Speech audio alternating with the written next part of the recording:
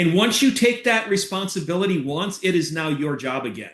So you could have had someone else doing that for 108 years. If you do it one time, that whole history is erased and now it's your monkey again. A very common phrase, I think, probably for both of us when we are coaching is, I don't have time. How many times have you said that or heard that, heard yourself saying that? Everybody says it, right? But the thing is we all have the same amount of time. So you don't need more time, you just need better control of your attention and decisions. And so today we're going to talk about this. We actually have done a time management mastermind in the past. We did this, a year and a half ago, almost a year and a half ago. But we thought it would be fun to revamp it. We have so many new clinics on board. So we're bringing it back, and it's like a 2.0, right?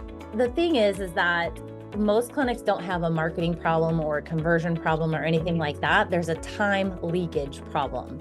So there's constant, and it doesn't matter. We're speaking to staff members, we're speaking to doctors, owners, we're speaking to everyone. This is something that everyone can benefit from today. But the problem is that there's constant interruptions. A lot of you are wearing too many hats. There's reactive versus proactive days or moments, I would say, and then feeling very busy, but still feeling like you're not moving the needle. So two of our favorite time management gurus, we love David Allen and we love Tony Robbins. And Tony Robbins says, where focus goes, energy flows. And so if your focus is scattered, then that means your results are going to be scattered. Oh, another quote that I want to throw on there that I actually just read this morning after we did the outline. It was Jeff Bezos. They were talking to him about running the biggest company on the planet and the stress involved. And he said that stress doesn't come from having too much to do or too many tasks. It comes from not doing what you know you should be doing. And that I think that's important. A lot of people have a million things to do and they spend an hour cleaning off their desk because it feels productive, but their stress increases because while they're busy, they're not doing what they know they need to do. Especially the owners and operators are living in 70 to 80% borrowed time. 70 to 80% borrowed time. As the doctor/owner, how can you relate to that? Oh yeah, I'll tell you. Here's where we fought. This was classic of me, and I'm sure a lot of docs will relate to this. We're usually better and faster at most everything in our office than our staff because at one point or another we've done everything and we've done it a lot. And so the problem is, I would jump in to do something.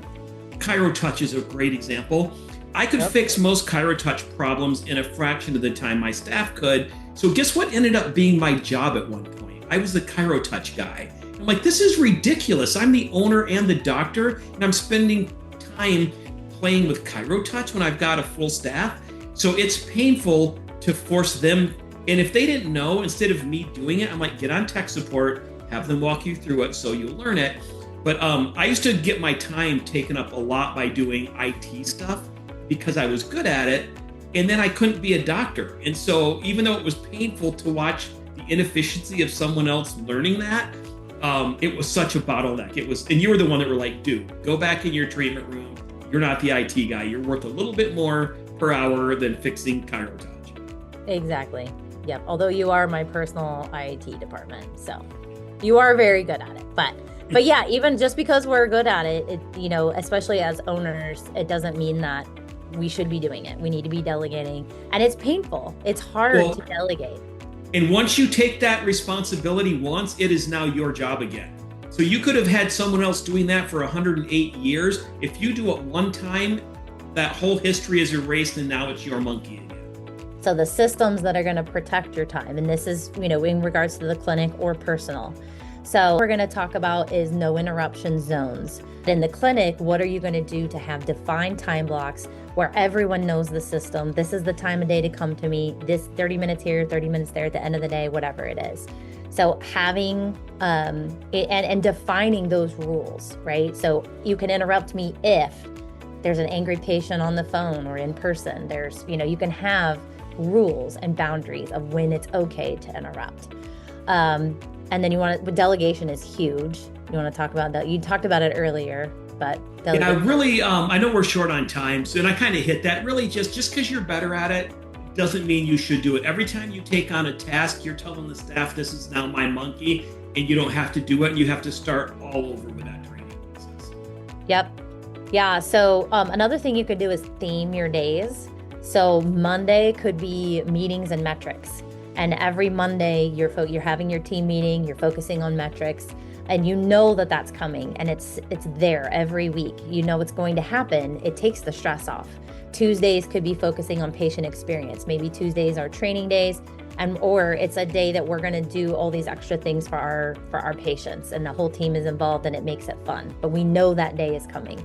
It could be Wednesday is marketing, Thursday could be team development. There's all kinds of things you could do to theme your day.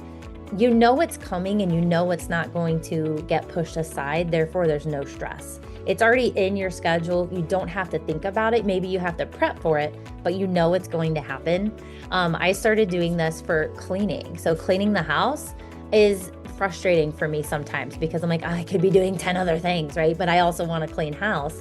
But if I have a designated time every single week that I know it's coming, mentally I'm prepared. I know I have to clean. I'm going to throw on my headphones, listen to music, jam out, and start vacuuming or mopping or whatever it is.